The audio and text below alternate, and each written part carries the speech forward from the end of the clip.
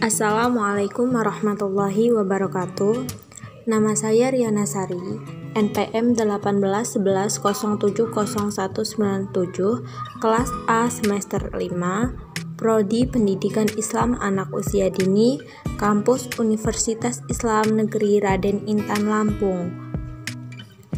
Video ini saya buat untuk memenuhi tugas mata kuliah evaluasi pembelajaran anak usia dini, dosen pengampu Ibu Dr. Andes Sofia Masayu MA. Baiklah, selanjutnya di sini saya akan menjelaskan terkait evaluasi pembelajaran. Berbicara tentang evaluasi itu sama saja seperti kita membahas pengukuran dan penilaian. Pengukuran. Apa sih pengukuran? Pengukuran adalah membandingkan sesuatu dengan ukuran tertentu. Misalnya, A mengukur sebuah meja dengan menggunakan meteran, ukurannya 125 cm. Sedangkan B mengukur meja menggunakan jari. Alat ukur yang digunakan oleh B dapat dikatakan kurang efektif karena jari tangan setiap orang berbeda-beda. Pengukuran bersifat objektif karena ada ukuran tertentu. Pengukuran bersifat kuantitatif atau agar lebih mudah mengingatnya, yaitu kuantitatif sama dengan angka sama dengan statistik. Karena kuantitatif adalah jenis penelitian yang didominasi oleh analisis secara statistik. Selanjutnya, penilaian. Penilaian adalah membuat keputusan terhadap sesuatu dengan ukuran baik atau buruk. Misalnya, sebuah jeruk dapat dikatakan baik atau bagus apabila kulit luarnya terlihat bagus, ukurannya besar, dan kemudian warnanya pun kuning. Begitupun sebalik, jeruk dapat dikatakan kurang baik atau kurang bagus jika terlihat tanda-tanda busuk. Misalnya seperti jeruk itu agak seperti kecoklat-coklatan, meskipun kita tidak mengetahui dalamnya busuk atau tidak. Nah, ini yang disebut dengan penilaian. Selanjutnya, penilaian bersifat subjektif. Penilaian bersifat kuantitatif. Agar lebih mudah mengingatnya, kuali sama dengan tas. Kuali atau kuali sama dengan ditambah dengan kata tas menjadi kualitas. Misalnya seorang ditanya, bagaimana kualitas jilbabmu?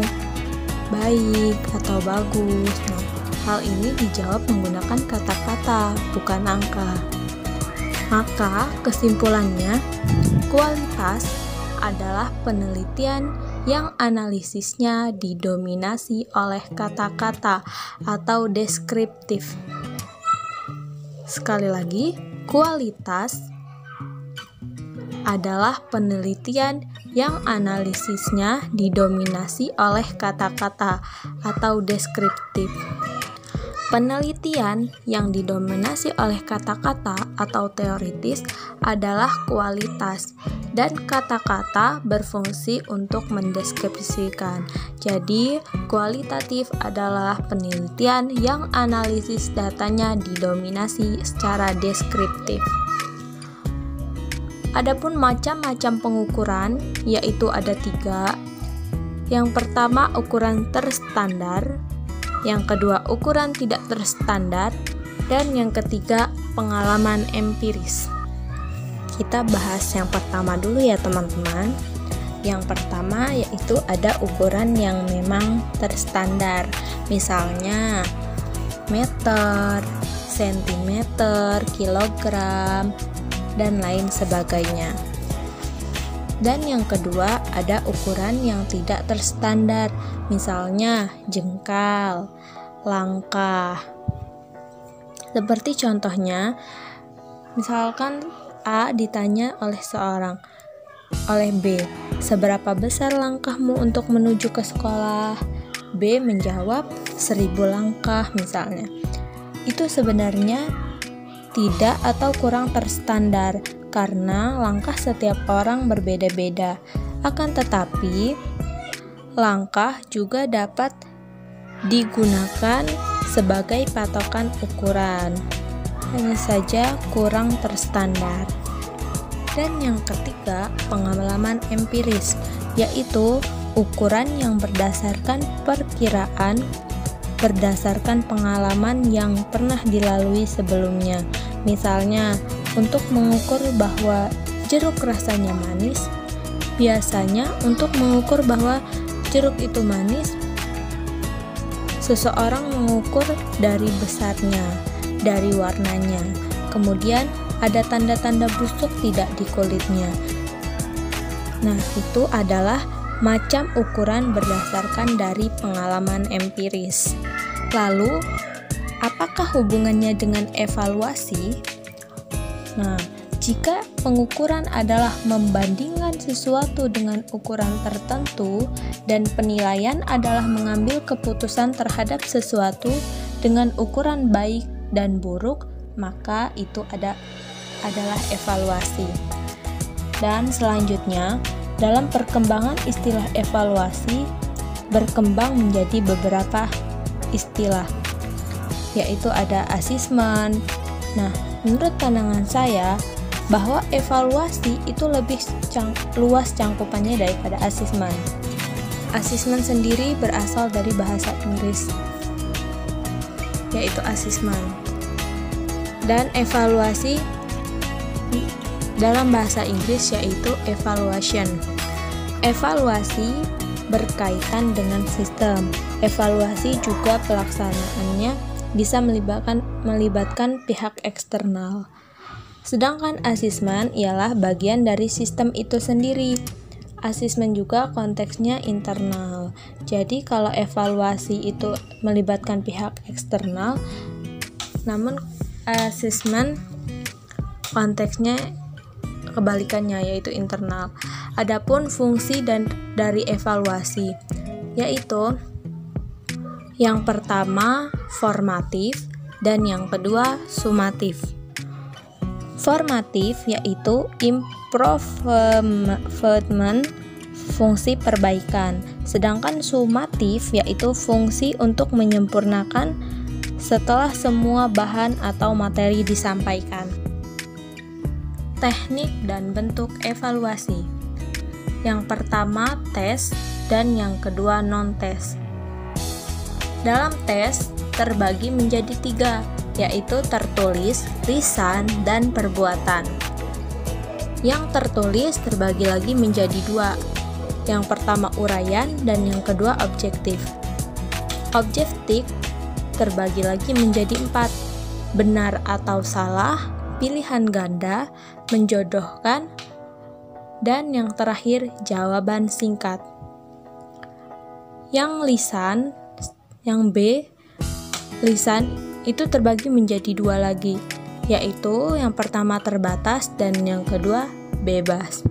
Tes lisan biasanya dapat dilakukan dengan cara individual dan kelompok. Dan yang C yaitu perbuatan.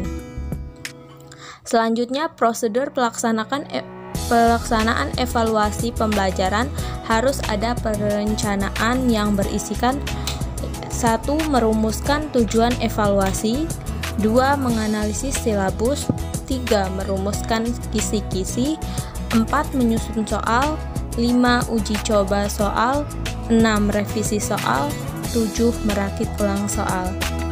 Dari ketujuh tersebut, langkah selanjutnya kita lakukan uji coba, kemudian setelah data terkumpul, dilakukan pengolahan data. Pengolahan data juga pembahasannya interpelasi, kemudian membuat rekomendasi. Di dalam perencanaan itu sendiri, setelah merumuskan, baru kemudian merumuskan kisi-kisi. Untuk merumuskan kisi-kisi harus menentukan analisis silabus. Dengan analisis adalah kompetisi. Jadi, objek yang dianalisis adalah kompetensi. Jadi, pada jenjang kemampuan yang mana yang ingin kita ukur?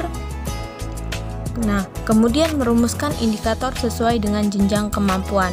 Lalu, berdasarkan indikator, mulai untuk membuat soal. Yang pertama, indikator menjadi titik tolak untuk merumuskan soal satu indikator satu soal.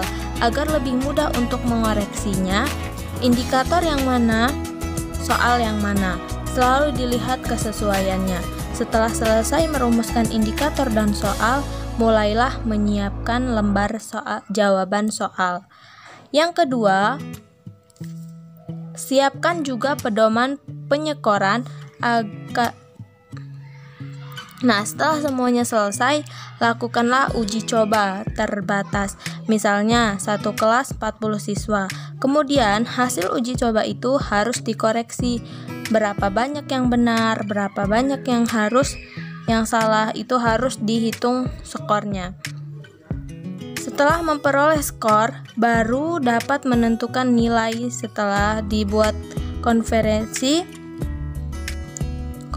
nilai baik dalam skala 4, skala 10, skala 100, baru dapat diinterpretasikan berapa banyak peserta didik itu nilainya di atas. Baiklah, sekian yang dapat saya sampaikan. Terima kasih. Wassalamualaikum warahmatullahi wabarakatuh.